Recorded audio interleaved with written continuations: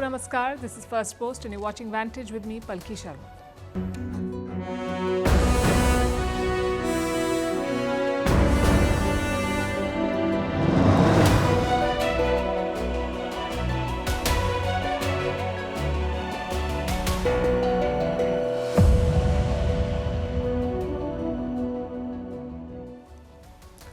Many years back, Donald Trump first shot to fame with two words: "You're fired."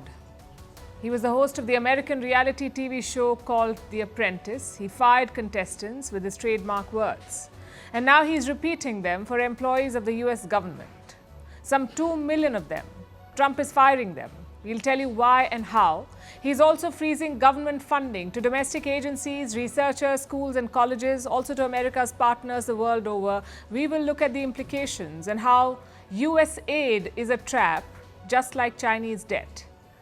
India's Space Research Organization launched its 100th satellite today as the US struggles to bring back its stranded astronauts amid tech glitches and politics. A new Canadian report accuses India of election meddling. We'll tell you how New Delhi has responded. How at least 30 people have died at a stampede in the Mahakumbh. How Chinese AI companies are on fire with new models and the West is hating on them. Also, what is holding India back in this tech race? How embassies are coming under attack as conflict in DR Congo intensifies. How a truck fell into a sinkhole in Japan. We have images of the dramatic rescue operation.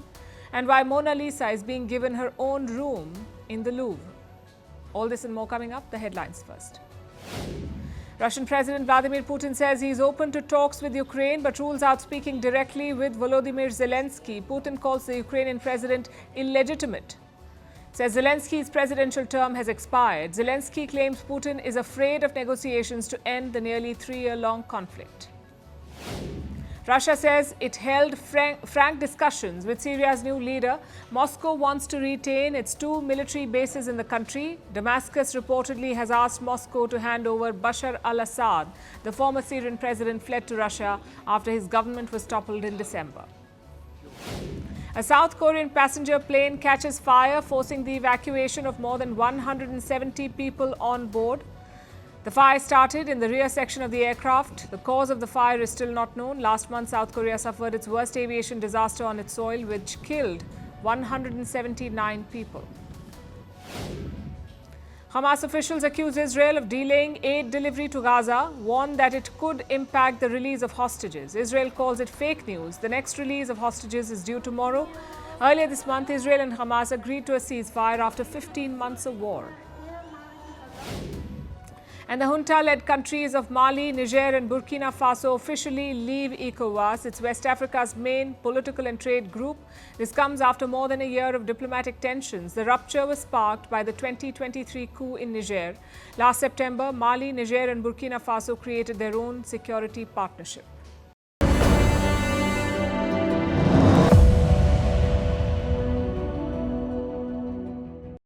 You're fired!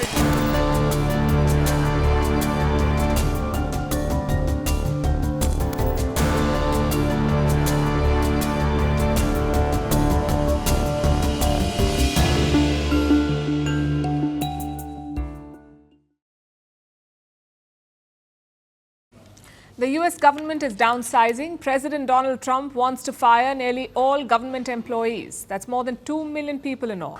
They are the backbone of the US government, but Trump wants them out and he wants it quickly.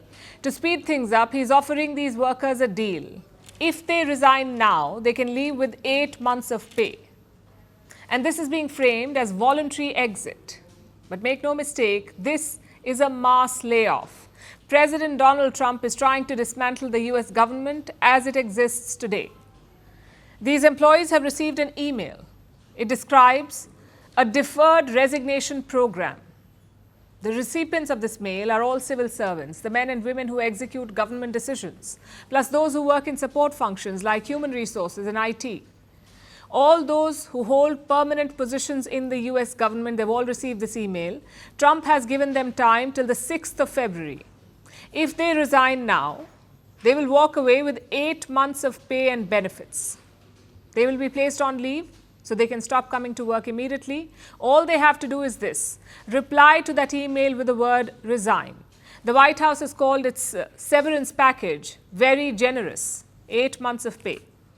Some essential employees are exempt from this layoff scheme, like military personnel, immigration and national security staff, and postal workers. Their jobs remain safe for now.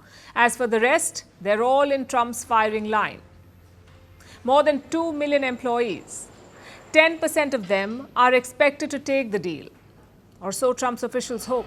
They believe 10% of the government staff, which is around 200,000 employees, will resign. And if that happens, the government will save $100 billion. That is their calculation anyway. But what happens to those who decide to stay? The president will continue to target them. The same email spells out what lies ahead for those employees. I have a quote with me. Listen to what it says. We cannot give you full assurance regarding the certainty of your position or agency, but should your position be eliminated, you will be treated with dignity. This sounds polite, but the message is quite clear. Leave now with the benefits or you'll be fired. That's essentially what the email conveyed. It is now available on a government website. Let's show you what this looks like. It even includes a draft resignation letter which the employees could use. Allow me to quote from it. This is what the letter says. I am certain of my decision to resign, and my choice to resign is fully voluntary. The email is titled A Fork in the Road. If you feel that you've heard this before, you have. It is from Elon Musk's playbook. He used the very same strategy to sack Twitter employees before he renamed the platform X. Musk sent them an email with the very same title, A Fork in the Road. It was an ultimatum. Elon Musk said he will only keep those employees who are quote-unquote extremely hardcore and willing to work long hours at high intensity. Those were the words that he used. Twitter employees were specifically asked to agree to this, and those who did not were sacked with a severance package of 3 months' salary. Now, Elon Musk is in charge of making the US government leaner. He is running the newly created DOGE department. DOGE stands for Department of Government Efficiency, DOGE. When Trump picked Musk to run it, he also hinted at targeting federal workers. I will create a Government Efficiency Commission tasked with conducting a complete financial and performance audit of the entire federal government and making recommendations for drastic reforms. We need to do it. Can't go on the way we are now.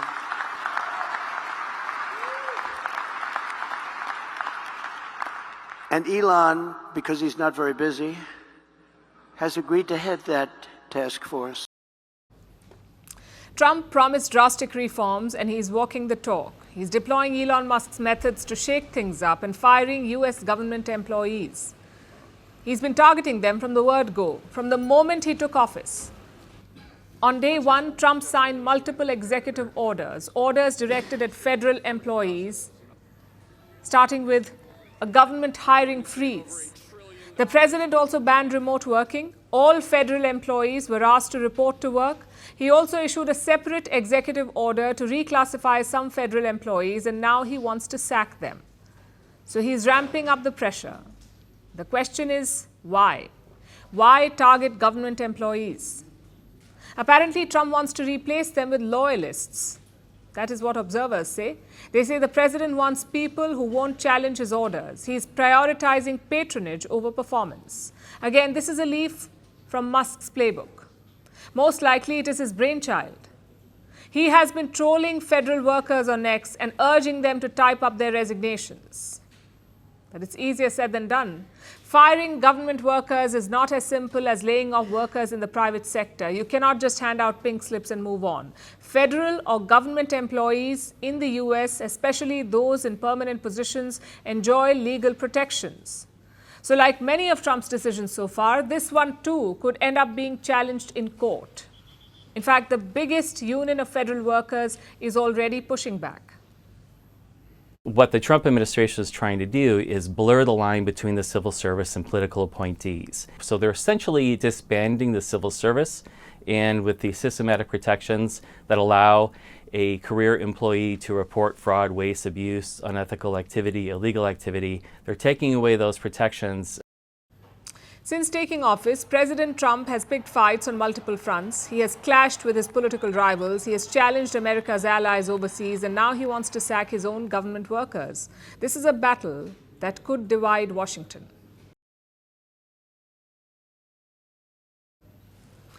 So Trump is trimming the US budget, and he's not just firing government employees, he's also cutting US aid. We're talking about government grants and assistance. This covers a whole lot of things: military aid to allies, humanitarian work abroad, research funding at home, also grants to colleges and schools. All of this counts as American aid. But Donald Trump halted it this week.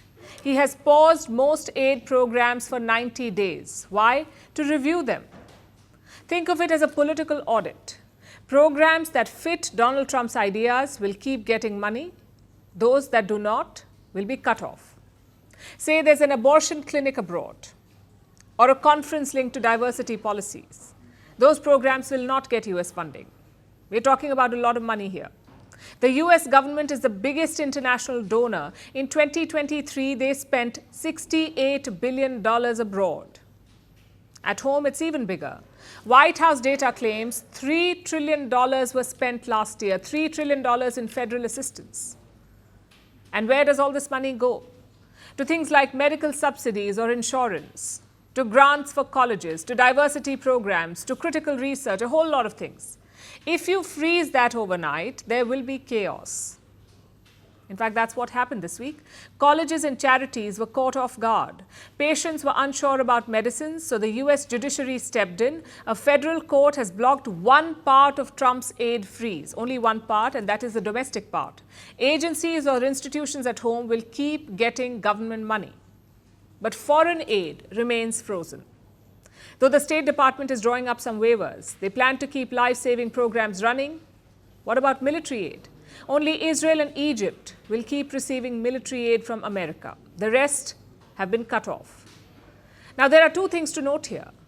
First is the lack of clarity. It is not clear if Trump imposed a blanket aid freeze or which agencies it will impact, which is why the judge halted Trump's order. The second issue is the legality. In the US, only the Congress can allocate and freeze funds. The president can only make requests. It's the Congress that decides who gets what, which is why Democrats are up in arms. They say this is presidential overreach. Without a shred of warning, the Trump administration announced a halt to virtually all federal funds across the country. This is a heist done on a national scale. No matter how much he may believe he does, the president does not have the authority to ignore the law, and we're going to fight this in every way that we can. 22 Democratic states have filed a lawsuit. They plan to challenge Trump's aid freeze. Outside the United States, there is confusion and chaos. Charities have begun firing workers. United Nations programs are scaling back their work, especially in regions like Gaza and Afghanistan. And in Ukraine, President Zelensky is nervous. He says military aid has not been cut off, but he's still seeking a report on the impact of President Trump's freeze. This concerns many areas, from communications and digitalization to support for veterans, schools, hospitals, and reconstruction. Of course, the details of these programs were not previously a matter of state oversight, but the officials will present everything to me. We'll see how the legal challenges unfold, but there's a bigger story here, the story of US aid. This isn't just altruism at play. This is also political. The US donates to nearly 180 countries. Who gets what depends on American interests. Look at the period after the Second World War.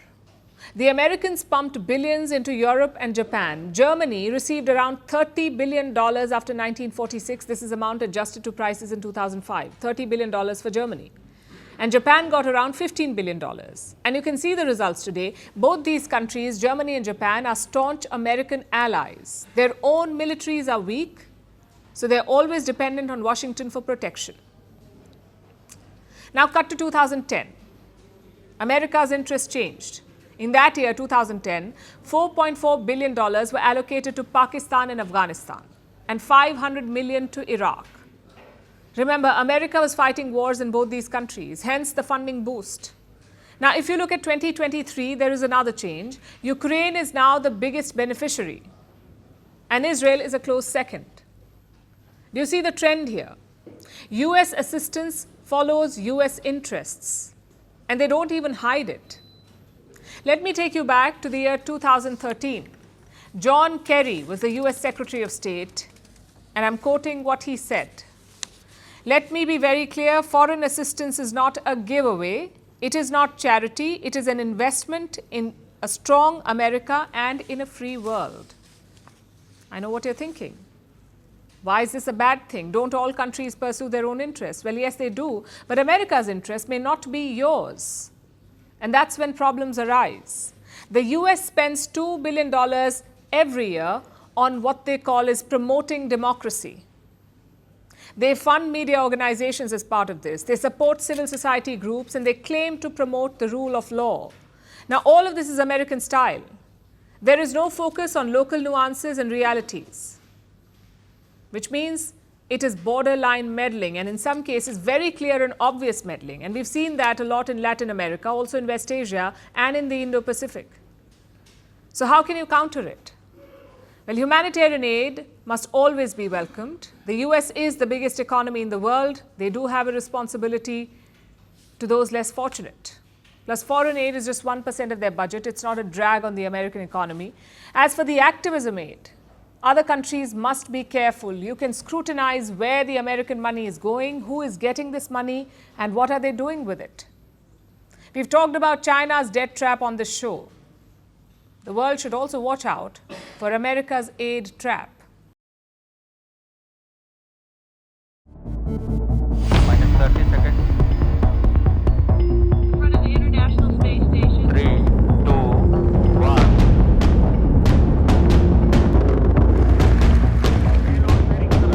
The mission is completed.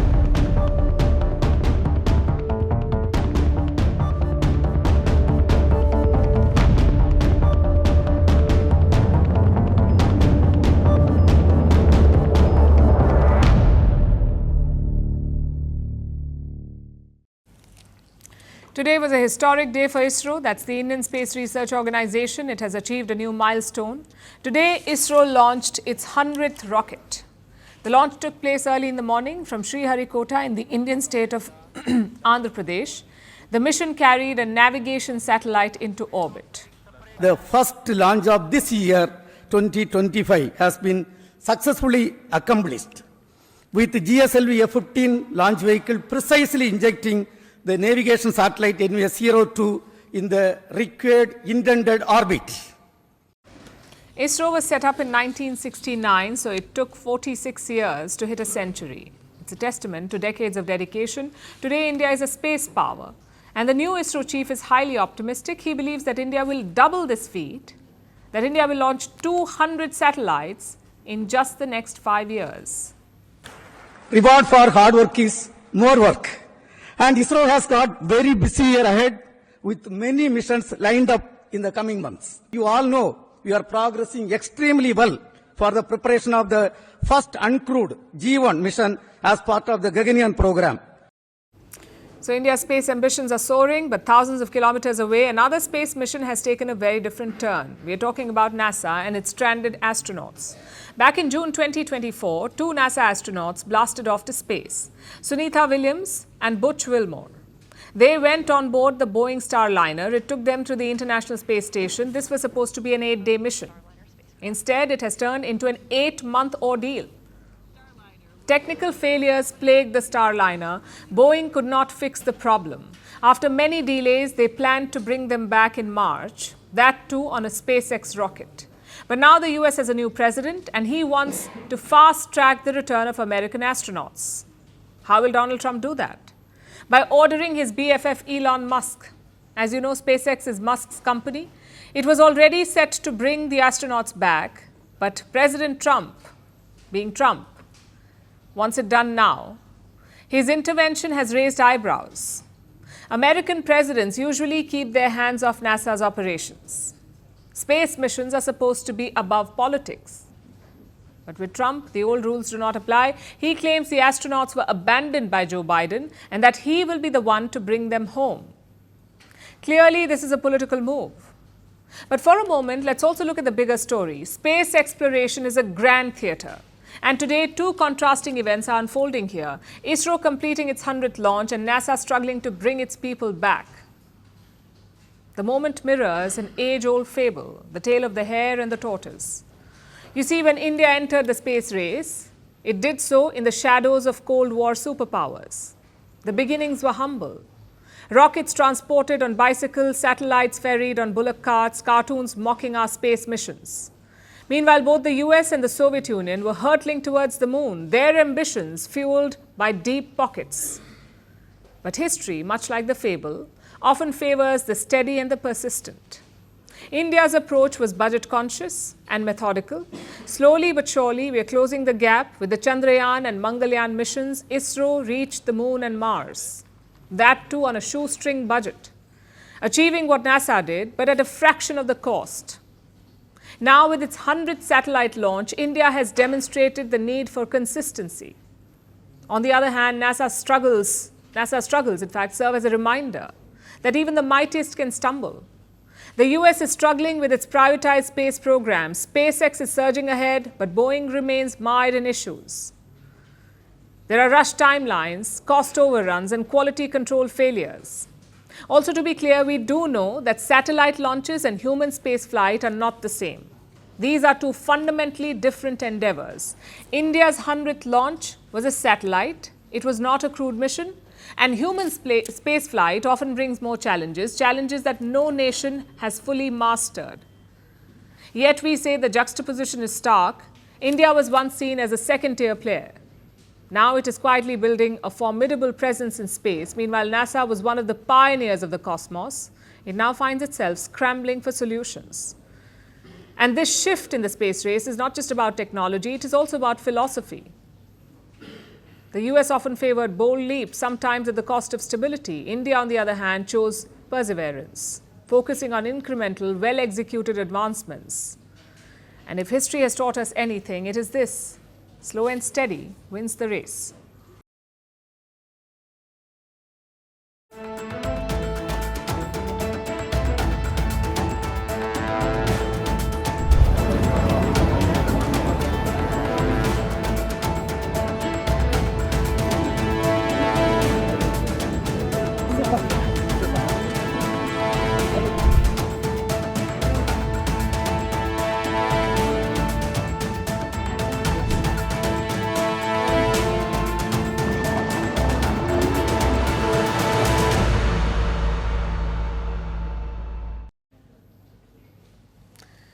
Canada is at it again, blaming India for their own failures. This time it's about elections. A new Canadian report has been published. It accuses foreign powers of meddling in Canada's elections. China has been named as the #1 meddler and India is #2. New Delhi has rejected the Canadian claims, of course. In fact, they have flipped the script. Let me quote from the Indian statement. This is what it says. It is, in fact, Canada which has been consistently interfering in India's internal affairs. This has also created an environment for illegal migration and organized criminal activities. We reject the report's insinuations on India and expect that the support system enabling illegal migration will not be further countenanced. So India is accusing Canada of interference, of promoting illegal migration. But where did this whole meddling row begin? And how was India dragged in? In 2023, Canadian media published a bombshell. It said China had meddled in the 2019 and 2021 Canadian elections. Why? To make sure that Justin Trudeau won. China did not want the Conservatives to come to power. They were seen as China hawks. So Beijing's preference was a minority government led by Justin Trudeau, which is exactly what happened. Now, Trudeau was informed about this. His spy agency, the Canadian spy agency, told him about the Chinese meddling. And what did he do? Nothing. Prime Minister Trudeau sat on it until the media got wind. Only after that did he order an inquiry, and the final report is the result of that investigation, of that inquiry. But why does it name India? Again, because of politics. During this probe, Trudeau picked a fight with India. He accused New Delhi of killing a Khalistani terrorist in Canada, Hardeep Singh Nijjar. And suddenly the report is not about China anymore, it's more about India. It's about India's so-called interference. And the worst part? There is no evidence against India. It's all speculation and assessments. Let me quote from the Canadian report. Intelligence holdings indicate that India may have attempted to clandestinely provide financial support to preferred candidates. India may have also launched a disinformation campaign against Prime Minister Trudeau. A lot of ambiguity there, a lot of could have, may have, which is another way of saying we have no proof. This is not a serious government report, this is a hit job, an attempt to malign India. On the other hand, Canada's interference is well documented. We have seen Khalistani marches in Canada. We have seen attacks on Indian diplomatic missions, even Khalistani flags at events attended by Prime Minister Trudeau. People wanted in India live freely in Canada. We are talking about criminals and separatists. India has sent 26 extradition requests. 26 requests are pending with Canada. And for these, we've shared the evidence. We've shared phone and location details, yet Canada refuses to extradite these people. What's more, they let these separatists flourish. In 2021, a Khalistan referendum was organized in Canada. In 2023, another vote was organized. Is this not interference? Is this not meddling in India's affairs? The fact is, Justin Trudeau is desperate. His legacy is already in tatters. This China probe could make things worse for him. So now he's trying to hide his past failures and he's shifting the blame to India. But nobody is buying the sham report or its accusations. It is the last roll of the dice from a lame duck prime minister. Or should we say governor? Maybe add that to the meddling report next time. Surely a US invasion counts as meddling.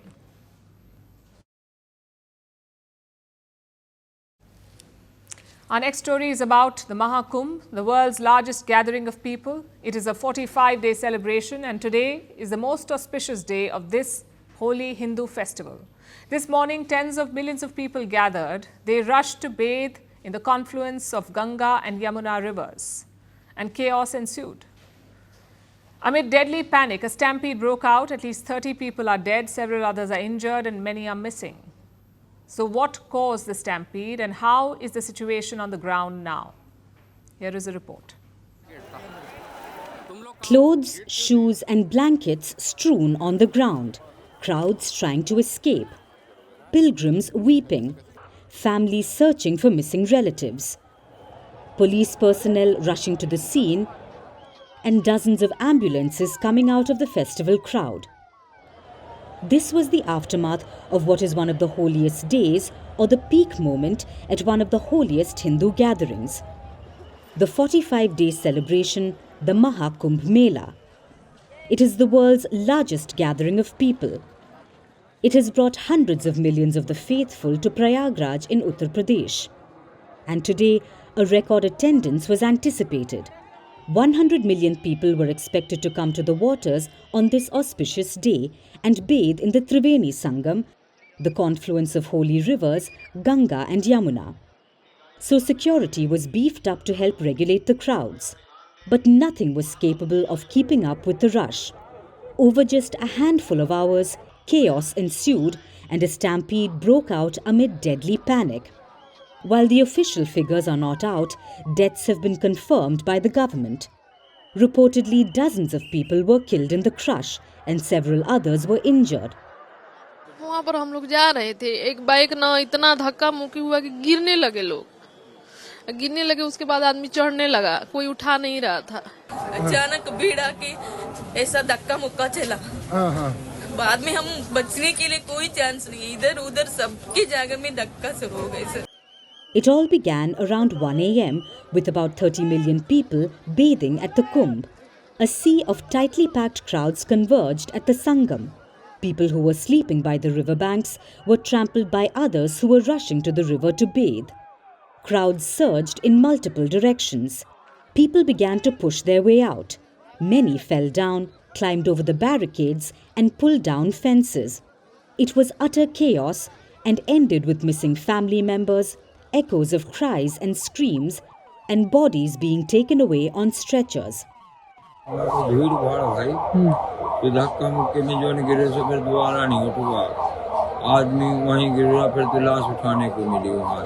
मेरी माँ का भी अभी कोई पता नहीं है कि वो बहुत सीरियस थी, वो जीवित हैं कि नहीं, भगवान जाने. The injured are being treated in the Kumbh hospital. Many still await their loved ones at the lost and found centres. Police have boosted security and reset barricades in many places. Prime Minister Narendra Modi has condoled the deaths. मैं महाकुंभ में जो दुखद हादसा हुआ है, हमें कुछ पुण्यात्माओं को खोना पड़ा है, कई लोगों को चोटें भी आई हैं. मैं प्रभावित परिवारों के प्रति संवेदना व्यक्त करता हूं और घायलों के जल्द स्वस्थ होने की कामना करता हूं. Critics are slamming the state government over quote-unquote half-baked arrangements. After all, crowd crushes are not uncommon at religious gatherings, and this applies to India's Mahakumbh as well.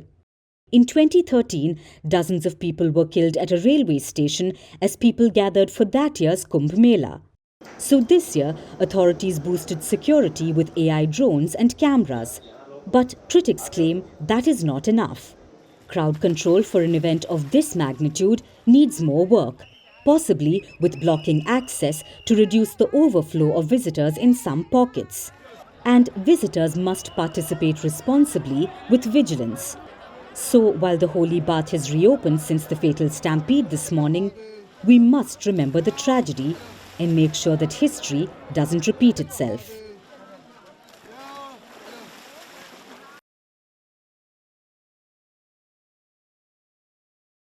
The world is still talking about DeepSeek, the Chinese AI company that shook up Silicon Valley.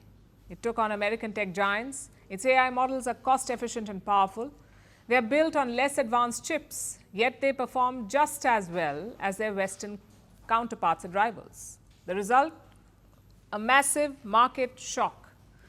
Tech stocks plunged. $1 trillion wiped out in a single day, and things were just stabilizing when China fired again. A second Chinese tech giant has thrown its hat in the ring. I'm talking about Alibaba. Its latest AI model, Qwen 2.5 Max, is here. And according to Alibaba, it is not just good, it is better. Better than OpenAI's GPT-4o, better than Meta's Llama, and even better than DeepSeek's V3. So Alibaba claims it is better than its Chinese and American counterparts. These claims are yet to be verified, but the timing is deliberate. It's the Lunar New Year in China. It's a national holiday, a time for family. Most people are not working, but Alibaba is.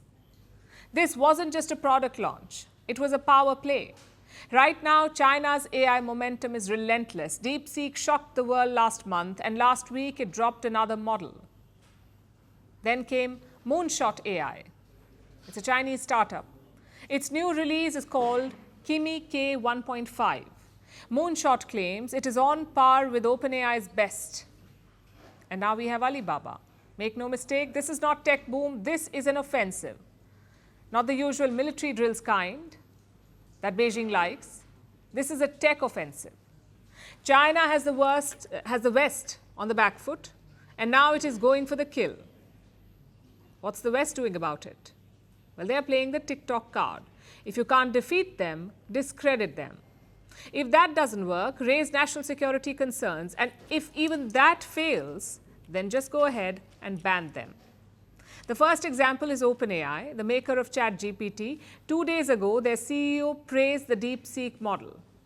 But now the company has a problem. It says DeepSeek used OpenAI's models to train its apps. Microsoft is investigating this charge. It is a major investor in OpenAI, so Microsoft wants to find out if any OpenAI data was used. Now, we don't know how much of this is true or if this is just a case of sour grapes. But the White House has echoed these concerns. They're looking into DeepSeek and the national security concerns related to Chinese AI models. President Trump has also proudly appointed the first AI and crypto czar at this White House, David Sachs, whom I spoke with yesterday, very knowledgeable on this subject, and his team is here working every single day to ensure American AI dominance. As for the national security implications, I spoke with NSC this morning. They are looking into what those may be, and when I have an update, I will share it with you. The US is not alone. Italy's data watchdog also wants answers. It is asking DeepSeek how it handles personal data. Italy claims that the data of millions of Italians could be at risk. DeepSeek has 20 days to respond to this. Meanwhile, Australia is taking a different route. No investigations, no formal requests. It has a simple message for its people. Be careful while using the app. The subtext here is, don't use it. So China is bombarding the world with new AI models, and the West is trying to raise doubts. They want their models to shine. But that does not answer the question, is DeepSeek safe to use? Let's look at the fine print. DeepSeek mentions that it collects a lot of personal information from its users. This includes email address and phone number, date of birth, user input, chat histories, your phone's model, your operating system, and your keyboard patterns. And where is all this information stored? It is kept in servers in China. So the app is harvesting a lot of your data, and it does raise some red flags. But this should apply to the other models as well, the likes of ChatGPT.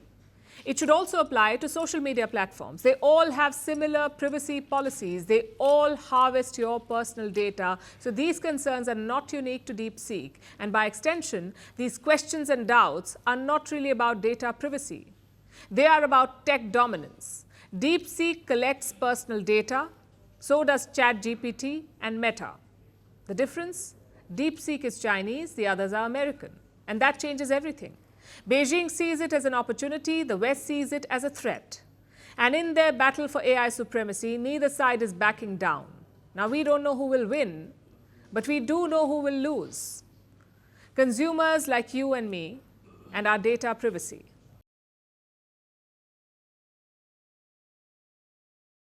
After DeepSeek, Indian social media has just one question. If China can, why not India? Why can't we build a Facebook or Google or ChatGPT? Well, there isn't one single factor. It's a combination of many. Number one, of course, is money, and I'm not talking about bigger budgets. I'm talking about better budgets. We do not allocate enough money to research and development. Just look at the numbers. The US spends 3.4% of its GDP on R&D, research and development. China spends 2.4% of its GDP. Israel spends 5.7%. What about India? Only 0.6% spending. This is simply not enough to create breakthroughs. And it's not just the government. India's private spending on R&D is also less. Private companies make up just 36% of our total spend. In China and the US, it is higher than 70%, 70. So we need the government and the private sector to coordinate to put more money on research and development. That's the first point. The second factor is the market. It was explained pretty well by Sridhar Vembu. He is the chief scientist at Zoho, which is an Indian multinational company. Now, he says the Indian market is not protected, so startups are vulnerable. I'll give you a scenario. Imagine an Indian startup creating a homegrown Google. It's not perfect, but it's an alternative, and it is homegrown. What do you think will happen to it? Do you think Indians will ditch Google? Do you think they'll flock to this homegrown version? The answer is no. The startup will perish under competition from American tech giants. Their products are cheaper and well established, so they will push out the Indian ones.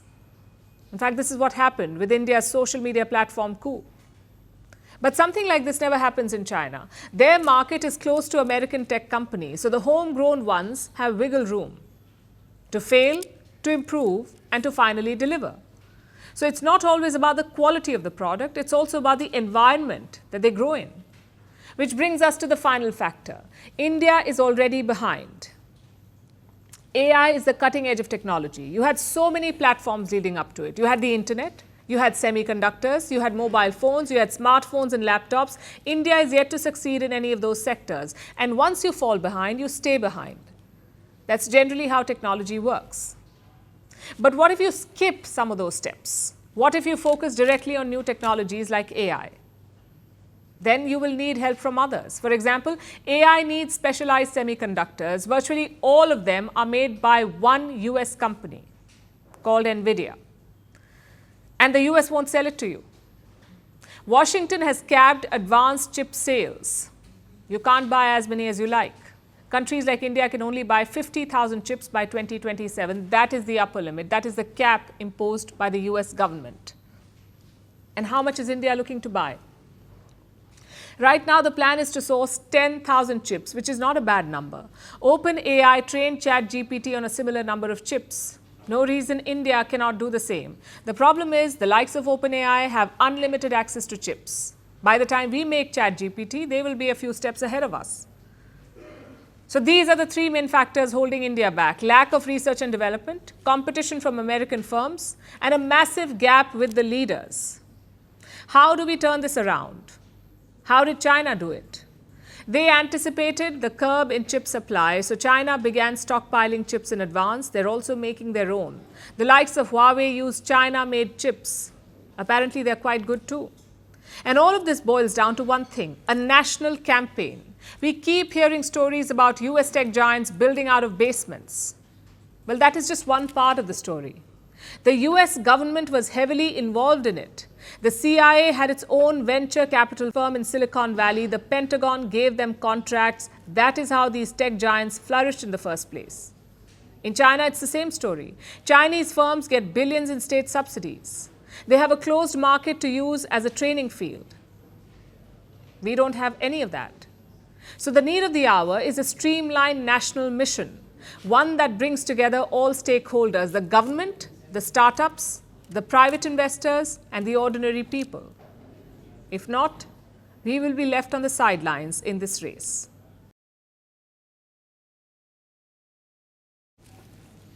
Our next story is from Japan. A massive sinkhole appeared in Saitama City, about 30 kilometers north of the capital, Tokyo. The sinkhole is about 10 meters wide and 10 meters deep. It formed suddenly on Tuesday morning, and as soon as it appeared, a truck fell into it. It was swallowed whole. The truck driver is a 74-year-old man. He was trapped in the sinkhole. Japanese authorities have been trying to rescue him for over 36 hours, but their attempts were hampered because a second sinkhole emerged last night. About 200 households have been evacuated and the situation remains tense. Our next report has the details. This sinkhole has appeared in Japan's Saitama City, right in the middle of a busy road intersection. The hole is about 10 meters wide and 10 meters deep. It has been growing since it formed. The sinkhole appeared on Tuesday morning. Looking inside, we can see a leaking pipe, filling the hole with water, and that's just one of the problems. The cause of the sinkhole is believed to be a second pipe, a sewage pipe located more than 10 meters beneath the intersection. Reports say that this pipe corroded and then burst. The resultant leak caused soil and sand around the pipe to flow away. It led to a hollow forming beneath the road's surface, weakening the road above and causing it to collapse when a heavy vehicle approached. Just when the ground collapsed, a truck fell inside. The driver was alive and conscious when the accident took place. Rescue workers could speak to him till about 1 p.m. on Tuesday, 3 hours after the accident occurred. But he told them that sand and debris were filling the truck. It had buried the driver's seat. But soon after, he stopped responding. Japanese rescue workers were trying to drain the hole. They were pumping out the water so that they could send in a rescue crew. Eventually, they decided to lower a crane to pick the truck up. That's when disaster struck again. Look at the electric pole and signboard just as the truck was being lifted.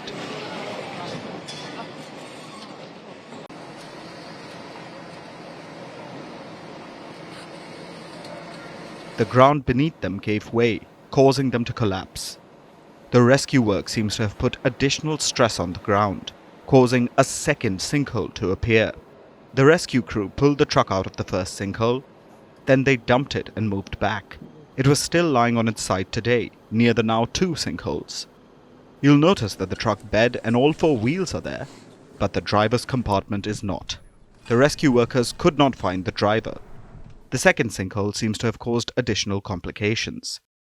There is a gas pipeline running beneath the road. Japanese authorities fear a gas leak. They asked about 200 households located near the sinkhole to evacuate. The Saitama city government also issued an advisory. They asked about 1.2 million people across the city to refrain from using sewage systems to avoid exacerbating the situation. Once the rescue operation ends, hopefully in a success, that is when Japan will start fixing the damage. The nation is no stranger to sinkholes. One emerged in Hiroshima last September, causing a number of nearby buildings to lean towards the depression. It was caused by an underground water pipe burst. And then there was the giant sinkhole in Fukuoka in 2016. That was reportedly caused by construction work. Japan managed to fill it up and reopen the road within a week. There was a slight hiccup afterwards. The newly repaired road sank a bit, but that didn't take long to fix. So Japan knows how to handle these sinkholes whenever they appear. But their regular emergence is a cause for worry nonetheless. With widespread urbanization, there's always a trade-off between development and safety, even in a place as meticulous as Japan.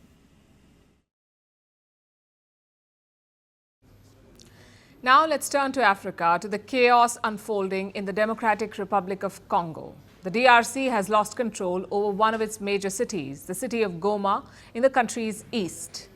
A militant faction known as M23 entered Goma on Sunday night. They've been fighting for control of the city, and by the looks of it, they have succeeded. The M23 offensive has been quick and brutal. At least 100 people have been killed, over 1,000 are injured, hospitals in the region are overflowing, people are coming in with both gunshot and shrapnel wounds, and worse. The humanitarian situation in and around Goma remains extremely worrying. And again this morning, our colleagues in the Democratic Republic of the Congo report heavy small arms fire and mortar fire across the city and the presence of many dead bodies in the streets.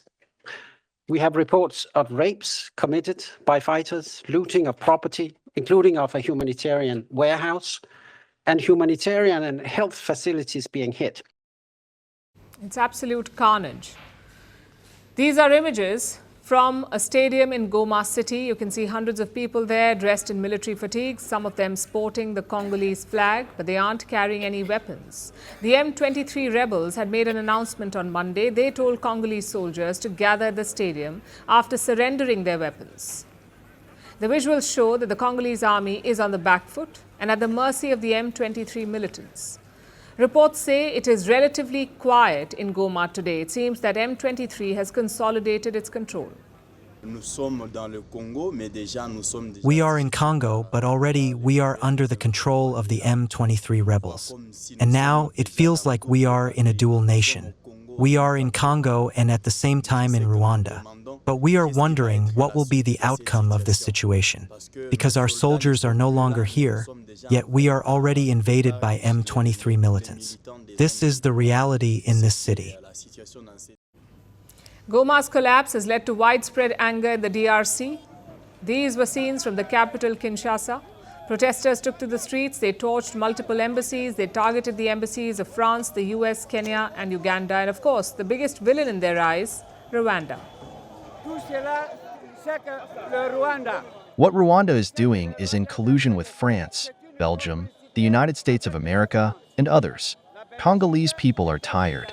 How many times do we have to die, and in how many days?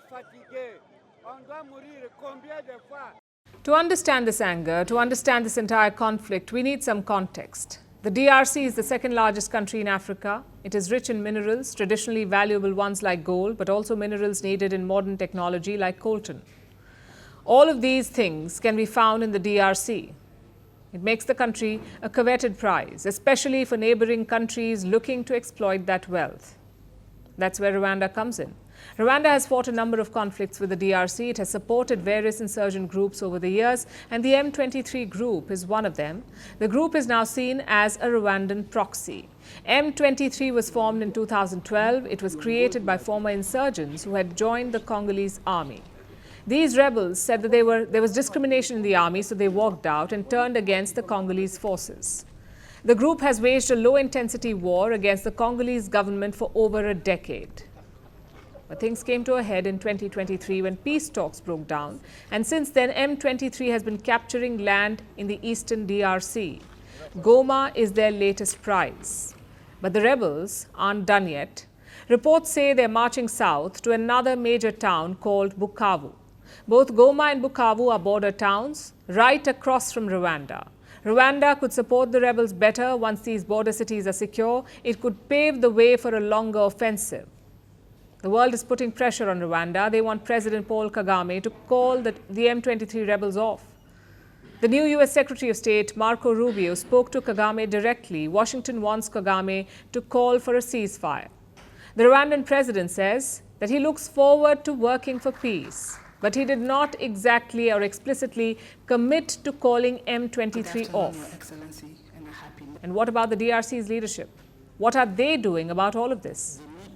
President Felix Tshisekedi has declined an invite to talks. This was organized by other African nations, led by Kenya. But Tshisekedi declined without giving a reason.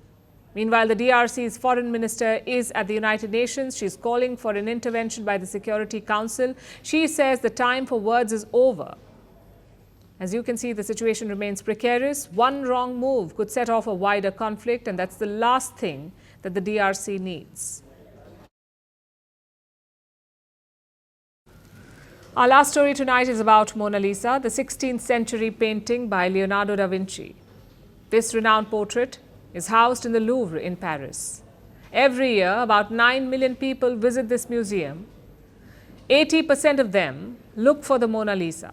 They brave crowds and noise. They jostle to catch a glimpse of the painting, but let alone getting a selfie with Mona Lisa, they manage to view it for less than a minute. So now the Louvre is peeling away Mona Lisa. The museum is moving it to a chamber that is separately accessible. French President Emmanuel Macron has hailed the project, saying that it will reduce the overwhelming crowds. But experts have few reasons to smile over Mona Lisa's move. Here is a report. The world's biggest and most visited museum. Every year, nearly 1 million visitors stream through the Louvre Museum in Paris. But 80% of them make a beeline for only one piece of art. Leonardo da Vinci's portrait of Lisa Gherardini del Giocondo, better known as La Gioconde and better still as Mona Lisa. This 16th century painting has been idolized by art lovers and preyed upon by soup throwers and food attackers. Mona Lisa has braved mustache painters and thieves. But apparently, the renowned painting is having a tougher time with its selfie-snapping visitors. Its chamber is rowdy, flooded with crowds, jostling to catch a glimpse of this silent mystery sitting still amid the hubbub. On any given day, tens of thousands of people take this endurance test. But they manage to observe Mona Lisa for just about 50 seconds. So now the Louvre is making some changes, and French President Emmanuel Macron is saying, Mona Lisa, smile. The museum is moving the painting to its own private quarters. The Louvre will create a new entrance in its easternmost facade for a new exhibition space so that Mona Lisa is accessible separately. The creation of these new rooms should enable the Mona Lisa to be accessible independently of the rest of the museum, which is what the Mona Lisa deserves. This is part of a vast renovation. It will include overhauling the aging infrastructure of the museum. The new entrance, which will be ready by 2031, will be paid for by the museum's own funds, while the rest of the renovation will be paid for by the visitors. And next year onwards, the Louvre will hike its ticket prices.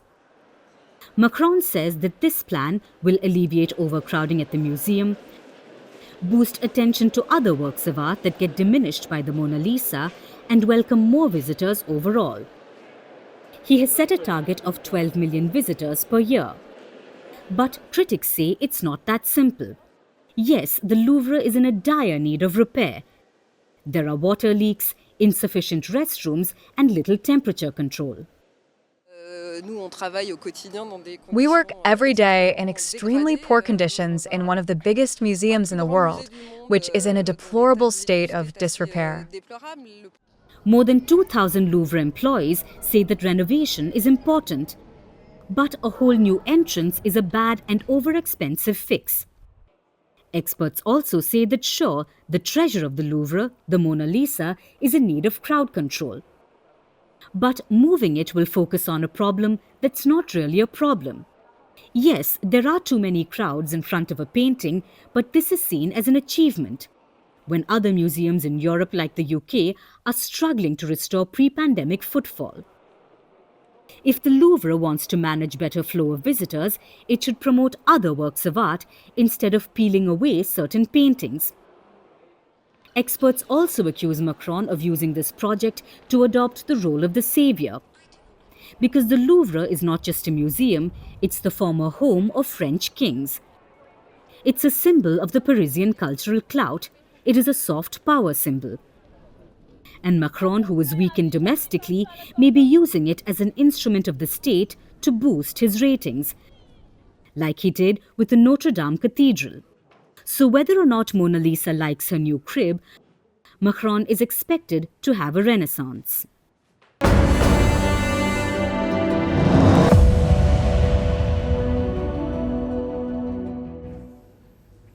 It's been a rough couple of weeks for Los Angeles. The city is grappling with major wildfires, but don't be scared because Donald Trump is on the job. He's got an update for the people of LA. Apparently, he's turned on the water. He says it is now abundantly flowing from the Pacific to Los Angeles. We're not sure what that means. It's not like there is a giant tap in the White House. So how exactly did Trump turn on the water? It's a question that is baffling the internet too. By California. You have so much water. Use it and be happy about it.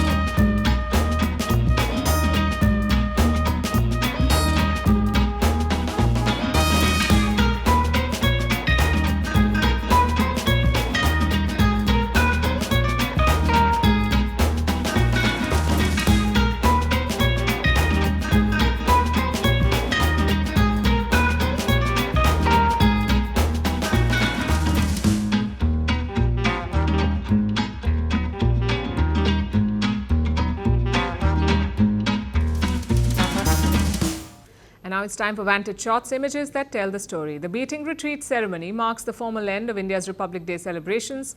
Taxi drivers block major Spanish roads in a protest against high insurance costs. And a cold snap turns Niagara Falls into an icy spectacle.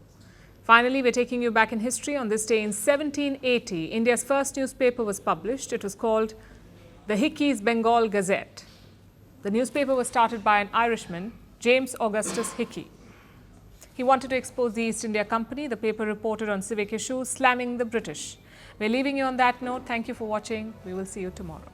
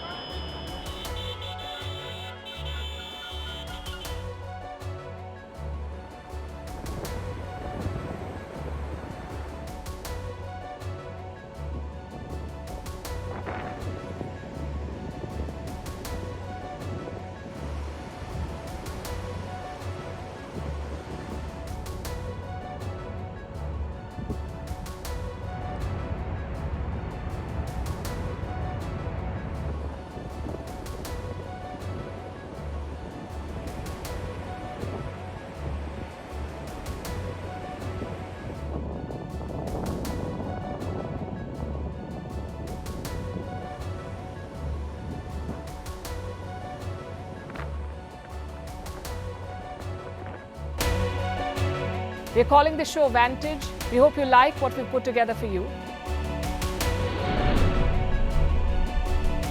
Touted as the minimum defense from that video. India's neighbors were the first to send the special edition of Vantage live from the White House throughout this week. Yes, Hindu Mandir we're on our way to Tel Aviv. City measure, but it's also the perfect way to drive. I don't think that Prime Minister of Bhutan, Sherin Tagwe. Welcome to 60% of the world's office. Prime Minister Modi did the iron. We were actually How are you doing? How do you like? It's been 1 year since that meeting. Iron bars separate you from the outside. Out the vote efforts. Trump had, it says, and at $4.3 trillion. 4.3 300 billion by 2030. That's what we need to tackle climate change.